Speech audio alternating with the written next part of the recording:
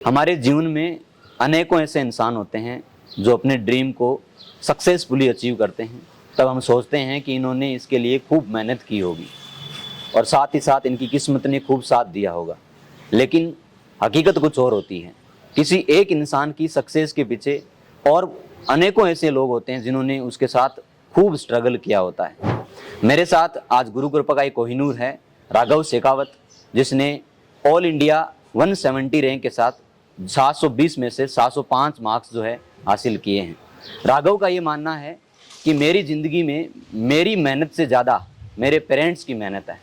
तो राघव बेटा, स्वागत है आपका गुरु कृपा के इस बेहतरीन डिजिटल प्लेटफॉर्म पे। बेटा, जैसा कि आप हमारे साथ शेयर कर रहे थे कि सर मेरी ज़िंदगी में जो सक्सेस है, मैंने इतना बड़ा अचीवमेंट हासिल किया है, उसके पीछे मेरा जितना बड़ा रोल है उससे कहीं ज़्यादा मेरे पेरेंट्स का, मेरे मम्मी पापा का रोल है। तो आप जो है ऑडियंस के साथ शेयर कीजिए कि ज़िंदगी में हम जब मेहनत करते हैं तो अपने पेरेंट्स जो होते हैं, मम्मी पापा जो होते हैं, और हमारा दादा दादी, नाना नानी जो होते हैं, उनका अपनी ज़िंदगी में कितना बड़ा रोल होता है, या फिर और कौन कौन लोग होते हैं जो अपने साथ साथ जो है बहुत ज़्यादा स्ट्रगल करते हैं। आपके साथ किसने सबसे ज़्यादा स्ट्रगल किया और आपकी ज़िंदगी में सबसे बड़ा रोल किसका रहा? सर मेरे साथ में सबसे ज़्यादा स्ट्रगल में मदर ने किया। उन्होंने मुझे बार बार मोटिवेट किया कि तू ये चीज़ कर सकता है, तू नीट में जा सकता है, तू नीट में एक अच्छा स्कोर ला के अच्छी रैंक ला सकता है। मैं अपनी बात स्टार्टिंग से शुरू करूँ तो जैसे ये स्ट्रगल सच बताऊँ मेरा था ही नहीं कभी। मैंने तो बस जो पाथ मेरे को मिला उस पर मैं चलता गया। ये स्ट्रगल जो जिस पाथ को बनाने में जो स्ट्रगल है वो मेरी मदर और मेरी सिस्टर है। जब मतलब उनके सिलेक्शन से मेरे को डॉक्टरी में इतनी अच्छी रैंक लाने का सबसे बड़ा मोटिवेशन मिला, मेरी सिस्टर के सिलेक्शन से मुझे। आपकी एक बड़ी सिस्टर है जो ऑलरेडी जीसीएस से सिलेक्टेड है। Yes sir. ओके, तो वो आपके लिए इंस्पिरेशन है, एज वेल एज मम्मी जो है उनका आपके लाइफ में बहुत बड़ा रोल है। तो मम्मी ने आपके साथ कैसे स्ट्रगल किया, उनका कैसे रोल है आपकी ज़िंदगी में? सर देखा जाए तो वैसे सारा स्ट्रगल मम्मी का ही है। मतलब उनके पास हर जगह दो ऑप्शन है कि या तो अपने बच्चों को नॉर्मल पढ़ाई करवा लें या अपने एक स्टेप ऊपर जाके एक अच्छी लाइफ प्रोवाइड करवाने की कोशिश करें। जैसे आपको एग्जांपल दूं तो मेरी बहन जो थी, उनको पहले शुरुआत में उनकी जो प्राइमरी एजुकेशन थी उसके लिए उनके पास दो ऑप्शन थे, या तो प्राइवेट स्कूल या सरकारी स्कूल। मेरी मदर ने बोला कि मेरी बेटी सिर्फ प्राइवेट में जाके एक अच्छी एजुकेशन प्राप्त करेगी। इसलिए उन्होंने पहले उनको, लोगों ने उस टाइम क्रिटिसाइज किया कि सरकारी में क्या कम पढ़ाई होती है क्या, उधर से पढ़ाई कर लेंगे। पर मेरी मम्मी ने नहीं मानी, उनको प्राइवेट में करवाया। और देखा जाए तो फिर मेरा तो पक्का ही था कि अगर मेरी बड़ी बहन प्राइवेट में कर रही है तो मैं तो प्राइवेट में करूंगा एजुकेशन।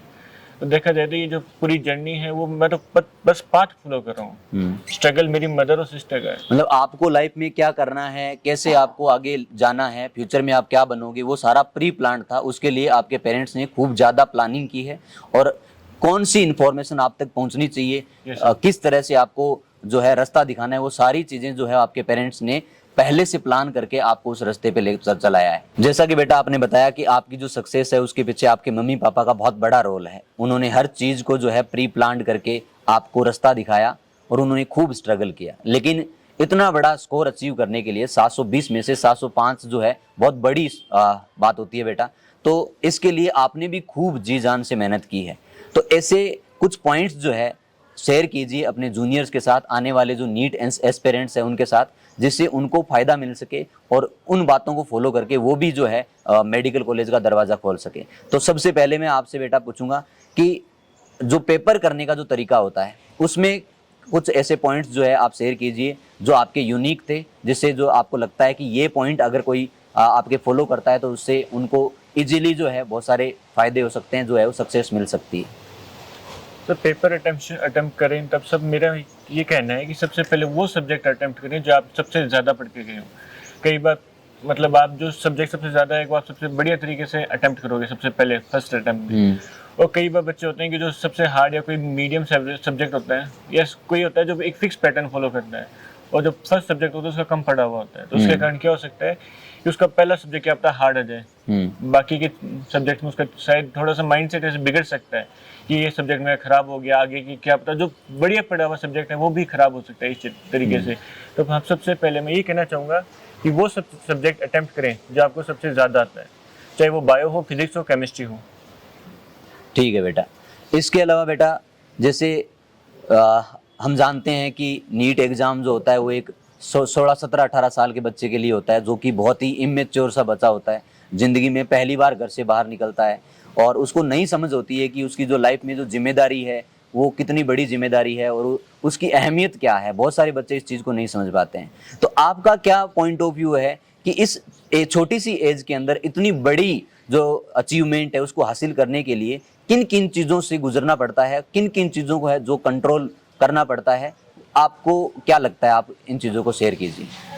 सर, जो कंट्रोल करने की बात है कि तो वो तो मतलब कोई भी आदमी अगर अपने जीवन में कितना कंट्रोल करेगा। 2 साल की बात है कि आप 2 साल अपने अंदर एक कंट्रोल इतना भी नहीं करना होता नीट के टाइम पे। एक बस एक कंटिन्यूटी और एक फेथ होना चाहिए मन के अंदर कि मैं कर सकता हूँ, और अपनी कंटिन्यूटी कभी नहीं ब्रेक करनी चाहिए। इसी को अपन बोल देते हैं कि अब इसमें कंट्रोल करना होता है। मेरे हिसाब से इस कंटिन्यूटी को ब्रेक न करना ही अपना कंट्रोल होता है इस टाइम पे, क्योंकि इन 2 साल ही अपन को कंट्रोल करना है।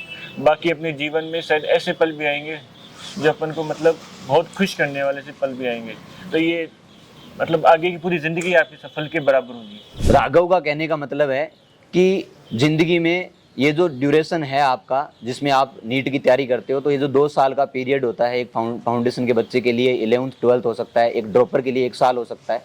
तो ये जो पीरियड है ये इतना इम्पोर्टेंट होता है कि इसमें सिर्फ और सिर्फ एक ही चीज़ होती है कि आपको कंसिस्टेंटली कंटिन्यूटी जो है वो मेंटेन करनी होती है। जिस बच्चे ने कंटिन्यूटी मेंटेन कर ली उसके सक्सेस के चांस पूरे होते हैं, क्योंकि वैसे ही जब अपन गुरु कृपा में बच्चा आता है तो उसको ज़्यादा हम सोचने की ज़रूरत ही नहीं पड़ती, हम सोचने ही नहीं देते। पूरा जो चीज़ें होती है वो प्री प्लान्ड होती है, हर चीज़ जो है प्लानिंग के साथ चलती है। बच्चा अगर उसको फॉलो करता जाएगा, कंटिन्यूटी मेंटेन रखेगा तो इजीली सक्सेस हो सकता है। सही बात है? ठीक है बेटा। इसके अलावा जैसे जो बच्चे होते हैं उनको इतनी नहीं समझ होती, वो एक्चुअली में डेस्टिनेशन का ज़्यादा सोचते हैं। उनको सिर्फ एक ही चीज़ होती है कि बस नीट 2024 देना है जैसे बच्चों को, तो नीट 2024 ही चॉइस के बारे में सोचेंगे। बस उस डेस्टिनेशन को देख के बार बीच में मोटिवेट हो जाते हैं उससे, फिर वापस जो है डिसकंटिन्यू हो जाते हैं। तो एक्चुअली में ये जो जर्नी है इसका कितना बड़ा रोल होता है। लोग जो है मेनली डेस्टिनेशन के लिए जाते हैं, लेकिन मेरे अकॉर्डिंग जो जर्नी है उसको एंजॉय करना चाहिए। तो आप बताइए बेटा, जो जर्नी है उसका क्या रोल होता है, जर्नी को कैसे एंजॉय करना होता है? सर, ये मतलब नीट तो एक बहाना है। ये जर्नी में इस जो मतलब ये 2 साल की पीरियड में अपन को ये सिखाया जाता है कि अपन आगे मेडिकल लाइफ की जो मोस्ट इंपॉर्टेंट पॉइंट्स होते हैं कि एक कंटिन्यूटी होनी चाहिए, एक बैठने की सीटिंग होनी चाहिए, एक मतलब एक सहन करने की शक्ति होती है, वो ये जर्नी प्रोवाइड करवाती है अपन को 2 साल की जर्नी। तो मेरे हिसाब से ये तो जर्नी ही मेन है। और ये जो आखिर में जो अपन बोलते हैं कि नीट का रिजल्ट, ये तो बस एक पॉइंट है कि आपको ये तो आपका मतलब ये है कि आपको एक मेडल दिया जाएगा वो इस जर्नी के बाद में कि आप ठीक है, आपने इतने इसके लायक हो। वरना ये ट्रेनिंग जो पीरियड होता है ये आपका ट्रेनिंग पीरियड है एक तरीके से, कि आपको पूरी मेडिकल की बैठने की, मेडिकल कॉलेज में जाने की ट्रेनिंग मिल रही है आपको, ये मान के चलिए आप। राघव का कहने का मतलब है कि एक्चुअली में नीट जो है ये एक सिर्फ मीडियम है, डेस्टिनेशन जैसा कुछ नहीं होता है। लाइफ में अलग अलग पड़ाव पे हमें अलग अलग तरह की ट्रेनिंग मिलती है। जैसे कि नीट जो एग्जाम क्रैक करते हैं वो फ्यूचर में डॉक्टर बनते हैं, तो एक्चुअली में नीट से पहले का जो ड्यूरेशन होता है जिसमें बच्चा मेहनत करता है, ये एक्चुअली में ट्रेनिंग है उस डॉक्टर बनने के लिए। जो डॉक्टर बनने के लिए जो क्वालिटी की जरूरत होती है वो सारी क्वालिटी डेवलप करने के लिए, जैसे एक डॉक्टर की बात करें तो डॉक्टर में सबसे ज्यादा जरूरत होती है पेशेंस की। तो एक बच्चे के अंदर उस लेवल का पेशेंस डेवलप किया जाता है, उस लेवल की स्किल डेवलप की जाती है जो कि एक नीट एस्पिरेंट के लिए, एक डॉक्टर के लिए जरूरी होती है। वो सारी चीजें जो इस ड्यूरेशन में सीख गया वो इजीली डॉक्टर बन सकता है, क्योंकि नॉलेज तो एक्चुअली में एमबीबीएस में आपको गेन करना होता है, आगे सीखना जो सीखना है। यहाँ पे तो आपको वो स्किल्स डेवलप करनी है। सिलेबस तो एक जो है मीडियम है। सही बात है बेटा? यस। इसके अलावा बेटा कुछ यूनिक पॉइंट्स जो है वो शेयर कीजिए आप स्टूडेंट्स के साथ, जिससे उनको कुछ और नया सीखने को मिल सके। आपको ये जो आपके 2 साल का पीरियड है या 1 साल जो भी पीरियड है, उसमें आपको कोई भी टॉपिक पढ़ोगे, आप कोई भी चैप्टर पढ़ोगे, कोई भी सब्जेक्ट पढ़ोगे, तो उसमें कई लोग बोलेंगे ये सब्जेक्ट हार्ड है, ये ऐसे है, ये वैसे है। तो ये मेरी मानो तो कभी भी किसी सब्जेक्ट को या टॉपिक को या चैप्टर को, क्वेश्चन को शुरू करने से पहले उसे ना तो हार्ड मानो ना ईजी मानो, उसे बस इतना मानो कि मैं इसको कर सकता हूँ। क्योंकि अगर आपने किसी शुरुआत से पहले किसी चीज़ को अगर मान लिया कि ये हार्ड है, तो मेरी मानिए आपको वो चीज़ कभी समझ में ही नहीं आएगी।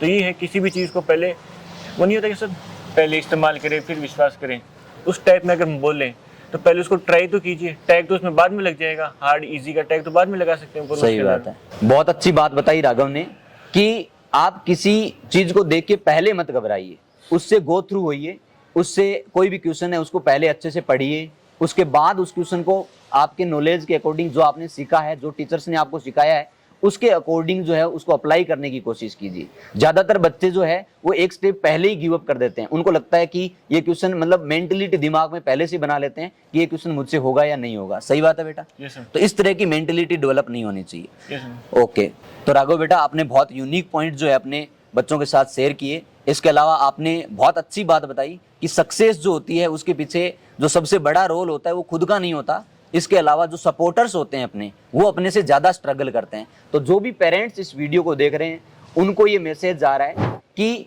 जो बच्चे की सक्सेस होती है, जो आपके नौनिहाल की सक्सेस होती है, उनके पीछे उस बच्चे का जितना बड़ा रोल होता है उससे ज़्यादा बड़ा रोल आपका होता है। आपको भी उतनी स्ट्रगल करनी चाहिए। इसके अलावा उस बच्चे को टाइम टू टाइम मोटिवेट करना चाहिए, उसका पूरा ध्यान रखना चाहिए, उसका पूरा लेखा जोखा रखना चाहिए कि बच्चा अभी किस तरह की सिचुएशन में है और कैसे से जो है स्ट्रगल कर रहा है, कैसे मेहनत कर रहा है। आप बच्चे को बहुत ज़्यादा उससे मोटिवेशन फील होगा और उसको भी लगेगा कि जब मेरे पेरेंट्स मेरे साथ हैं तो मुझे मेहनत करनी चाहिए और मुझे उस मंजिल तक पहुंचना चाहिए। तो नमस्कार, मैं गौरीशंकर स्वामी गुरु कृपा के इस बेहतरीन डिजिटल प्लेटफॉर्म की ओर से आपसे मुखातिब हो रहा था। मेरे साथ है राघव। राघव ने बहुत अच्छी बातें अपने साथ शेयर की। बहुत अच्छा लगा बेटा आपसे मिलके, और आप यूं ही जिंदगी में तरक्की करते रहिए, अपने पेरेंट्स के ड्रीम को अचीव करते रहिए और लाइफ में एक दिन आप बहुत बड़ी मुकाम पे पहुंचोगे। Thank you. धन्यवाद।